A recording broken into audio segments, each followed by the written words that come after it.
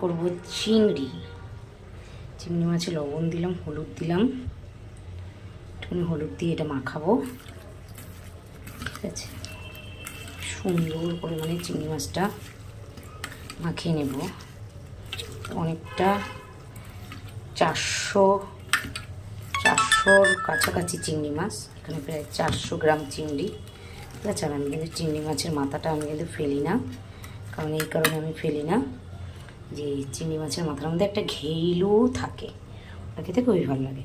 এবার দেখো আমি এখানে শিলে বেটে নিয়েছি পেঁয়াজ, রসুন আর হচ্ছে নারকোল আছে নিচে। ঠিক আছে, নারকোলটাকে আলাদা বেটে নিয়েছিলাম, পেঁয়াজ আছে, রসুন আছে, নারকোল, এই যে আদা বাটা, জিরে বাটা, ধনে বাটা এর মধ্যে আছে।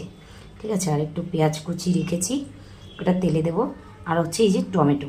ঠিক আছে, টমেটো দিয়ে পেঁয়াজ দিয়ে সুন্দর করে মানে দেখতে থাকো কি সুন্দর করে মানে করি। যাই হোক, এটা কিছুটা মানে মালাইকারি টাইপের হবে, বাট ছোটো চিংড়ি দিয়ে সুন্দর করে। তেলটা গরম হয়ে গেছে, কী বলো তো, চিংড়ি মাছগুলো হালকার উপরে ভেজে নিলে কী হয়, ভালো লাগে। ঠিক আছে, হালকা করে ভেজে নিতে হবে, তাহলে পরে চিংড়ি মাছগুলো ভালো লাগবে। এখানে প্রায় 400 গ্রাম চিংড়ি মাছ। আচ্ছা, খুবই সুন্দর।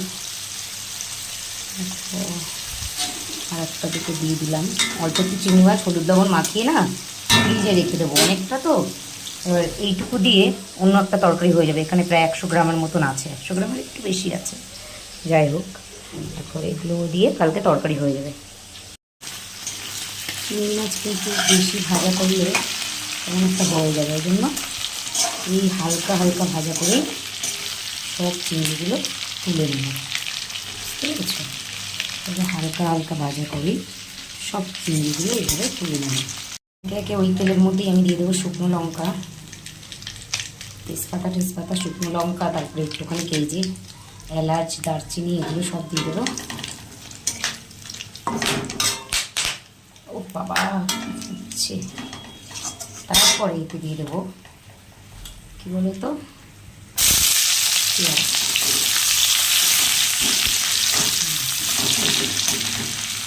পেঁয়াজ দেবো, পেঁয়াজটা দিয়ে হালকা একটু ভাজা ভাজা হয়ে যাবে, টমেটো দিয়ে দেবো। দেখো একটু জল দিলাম, আর মশলাটা সুন্দর করে কষানোটা হবে। এবার একে একে দিয়ে দেবো হচ্ছে লবণ, হলুদ দেবো,